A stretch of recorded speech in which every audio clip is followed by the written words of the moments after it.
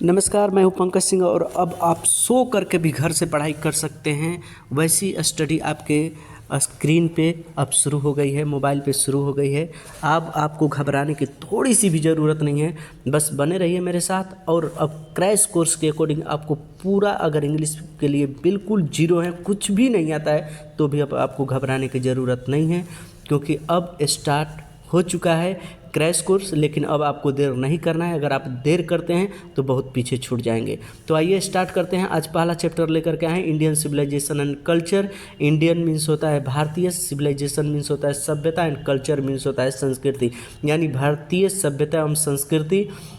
पहला चैप्टर जो कि महात्मा गांधी के द्वारा लिखा गया है, इस चैप्टर को मैं आज आप लोगों को स्टार्ट करने जा रहा हूँ। इसको एक बार देख लीजिए, एकदम छपने वाले पेपर हैं, आपको कहीं भी इंग्लिश में दिक्कत नहीं होगी, हूबहू क्वेश्चन इससे बनते हैं। तो स्टार्ट करते हैं। पहला क्वेश्चन है हमारा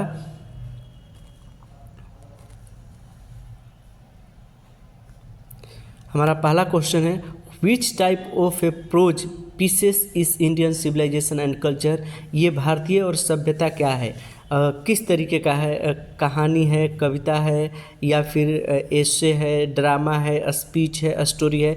तो आपका सही ऑप्शन जो हो जाएगा, यह जो है एक एसे है। भारतीय सभ्यता एवं संस्कृति क्या है, एसे। इसका सही ऑप्शन चला जाएगा C number.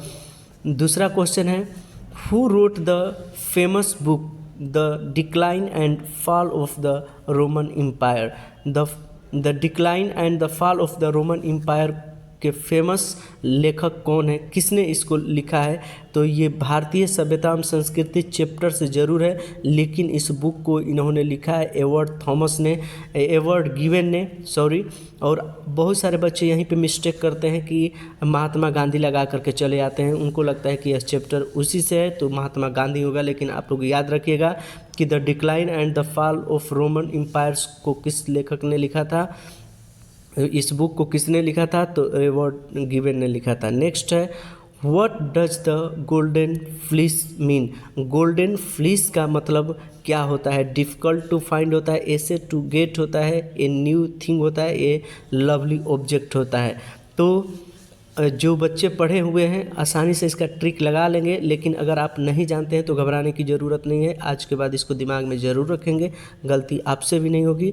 The golden fleece mean, golden fleece का मतलब होता है डिफ़िकल्ट टू फाइंड, यानी कि खोजने में कठिनाई होती है। तो इसका सही ऑप्शन ए हो जाएगा। नेक्स्ट क्वेश्चन है, Attic civilization belongs to. Attic सभ्यता जो है किससे संबंधित है, चाइना से है, रोम से है, इंडिया से है और ग्रीस से है। तो हमारा डी ऑप्शन जो है सही हो जाएगा, ऑप्शन नंबर डी, जो कि ये एटिक सभ्यता कहाँ से है, तो हमारा ग्रीस से है। ठीक है। Indian civilization is the mode of conduct which points out of the man the path of duty. इसका सही ऑप्शन सी हो जाएगा, चूँकि ये सीधे बुक से छाप दिया गया है, ये लाइन एकदम डायरेक्टली छाप दिया गया, the mean of the path of duty, यानी कि भारतीय सभ्यता और संस्कृति जो कंडक्ट कराती है, एक पथ है, एक रास्ता है जो चलने के लिए है। ठीक है। तो क्या हो जाएगा, out of the man the path of duty. Next है, Hinduism has made marvellous discoveries in this a religion of the spirit of the means. ये हिंदूज जो है, धर्म को हिंदू लोग क्या मानते हैं, ठीक है, किस तरीके का खोज किए हैं धर्म में। ये जो है हिंदुओं के धर्म में, हिंदुओं के जो रिलीजन है उसको क्या मानते हैं। ठीक है। तो पैशन, सोल, लव या यूनिटी, तो इसको सोल माना जाता है। धर्म को क्या माना जाता है हिंदू धर्म के अकॉर्डिंग, तो आत्मा माना जाता है। ठीक है। Gandhi ji was born on, Gandhi ji का जन्म लगभग सबको कंप्लीट होगा, अगर नहीं भी कंप्लीट है, नहीं भी याद है तो याद रखिएगा, क्योंकि बहुत इंपॉर्टेंट है। 2 अक्टूबर 1869 को उनका जन्म हुआ था, पोरबंदर नामक गांव में, जो कि गुजरात में पड़ता है। इसको आपको भूलना नहीं है। और इनका जन्म, मृत्यु भी याद रखिएगा, मृत्यु भी आपसे पूछा जा सकता है। ठीक है। तो मृत्यु हुआ था 30 जनवरी 1948 को। आई होप आपको ये समझ में आ गया है। नेक्स्ट है,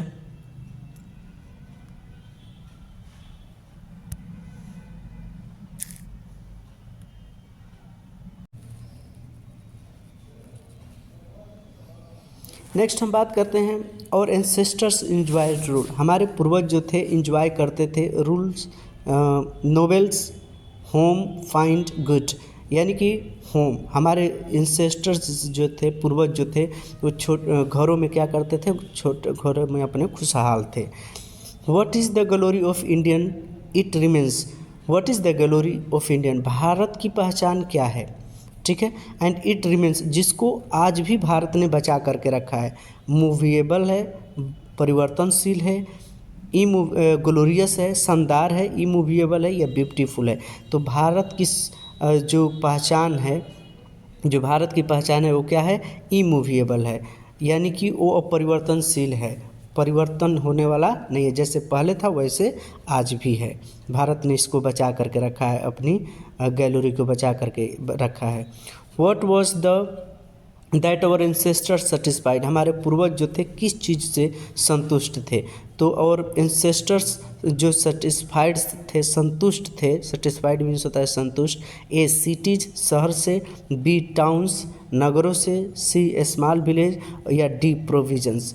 तो इसका सही ऑप्शन सी हो जाएगा, यानी कि स्मॉल विलेज, हमारे पूर्वज जो थे छोटे छोटे गाँव में खुशहाल थे, क्योंकि उन लोगों का मानना था कि बड़ा शहर जो होता है उसमें लूटपाट होती है, हत्याएं होता है, मर्डर होता है, ठीक है, लेकिन छोटे छोटे गांव में एक व्यक्ति दूसरे व्यक्ति की बढ़िया से केयर करता है, लविंग होता है।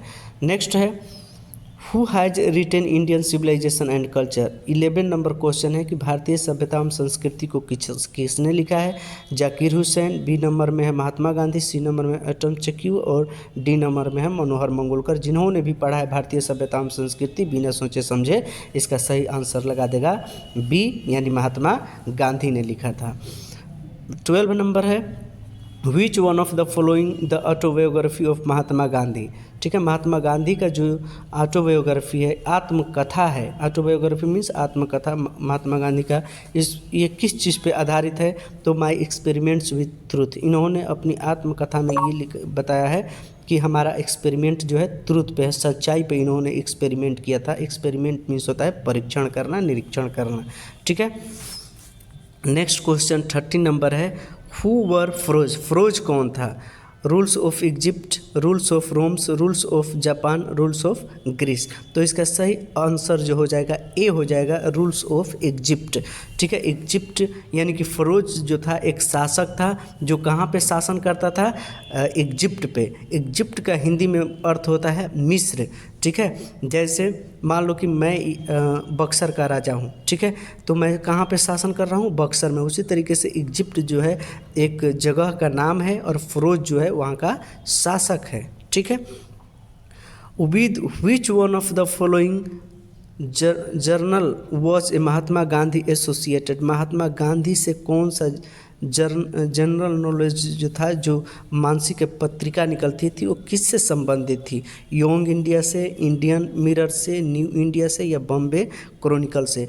तो ये सही ऑप्शन हो जाएगा ए, यानी कि यंग इंडिया, महात्मा गांधी के द्वारा जो पत्रिका एसोसिएटेड है, संबंधित है, वो यंग इंडिया से है, ठीक है। नेक्स्ट वन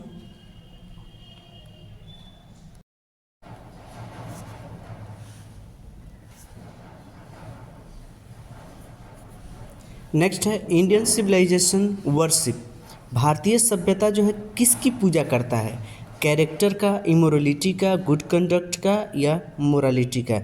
तो मोरालिटी का, भारतीय सभ्यता जो है किसकी पूजा करती है, मोरालिटी का। मोरालिटी मीन्स को क्या होता है, नैतिकता।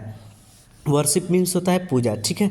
What does the Gujarati equivalent for the civilization means Gujarati में इक्विवेलेंट का मतलब क्या होता है, मीन मतलब होता है मतलब, ठीक है। Good behaviour, good manner, good conduct या गुड कैरेक्टर। तो ऑप्शन नंबर इसका सी सही हो जाएगा, गुड कंडक्ट, ठीक है।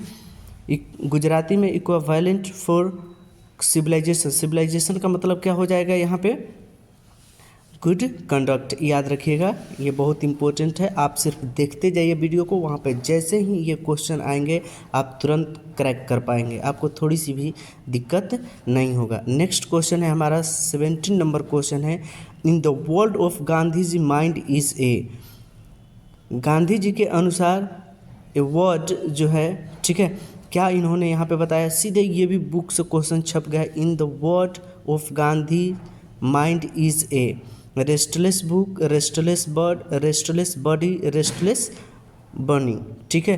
तो रेस्टलेस बर्ड, इसका सही ऑप्शन क्या हो जाएगा, B restless bird. Gandhi ji के अनुसार दिमाग जो है एक बेचैन पक्षी की तरह है। माइंड इज रेस्टलेस बर्ड, यानी कि बेचैन पक्षी की तरह है। डायरेक्ट उन्होंने कहा था कि जितना इसको दो, जितना आप सक्सेस प्राप्त करो, और ये पाने की कोशिश करता है। जितना आपके पास है, बोलेरो है तो स्कॉर्पियो, स्कॉर्पियो है तो फॉर्च्यूनर के चक्कर में ये आपका माइंड पड़ा रहेगा, यानी कि अधिक से अधिक की कोशिश करता है, ठीक है। नेक्स्ट है, ये क्वेश्चन था आपका 17 नंबर। 18 नंबर क्वेश्चन है, what does the western civilization propagate, है ना। ये what does the western civilization propagate, ठीक है। वेस्टर्न सभ्यता जो है किसको प्रोपगेट करता है, इमोरालिटी को, मोरालिटी को, या मोरालिटी को, या मेंटलिटी को। तो ये जो है वेस्टर्न सिविलाइजेशन, वेस्टर्न मीन्स होता है पश्चिमी सभ्यता, सिविलाइजेशन मीन्स सभ्यता, ठीक है।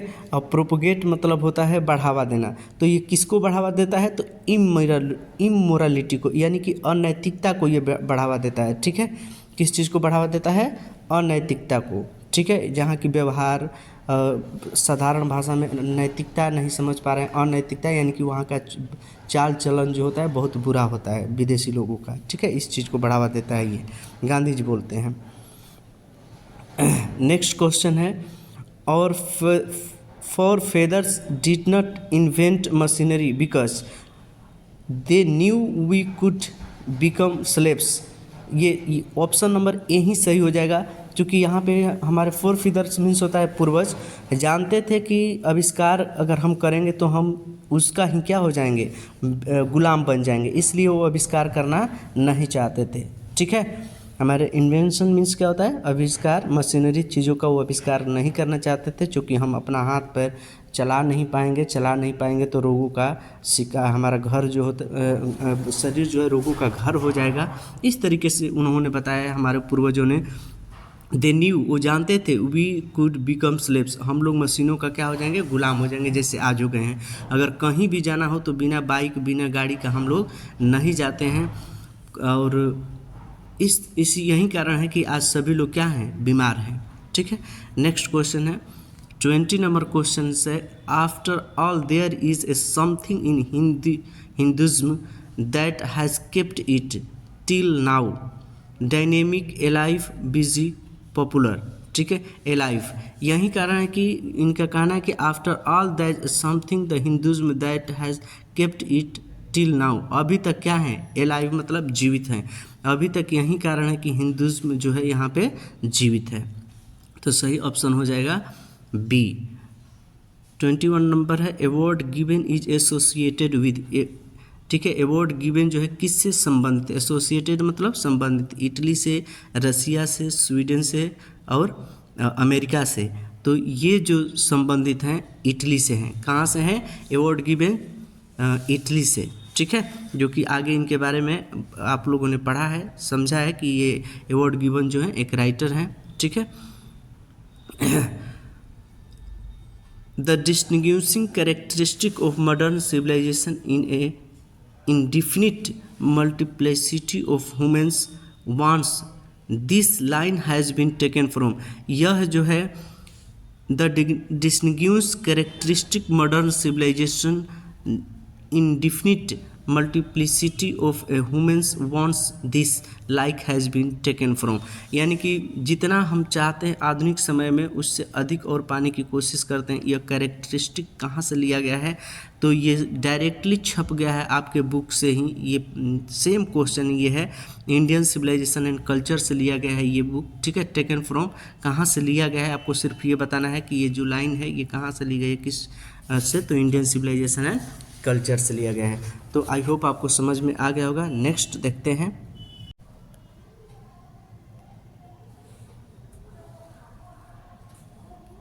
चलिए नेक्स्ट देखते हैं। I have that the civilization India has developed in not to be a beaten in the world, that line has been taken from.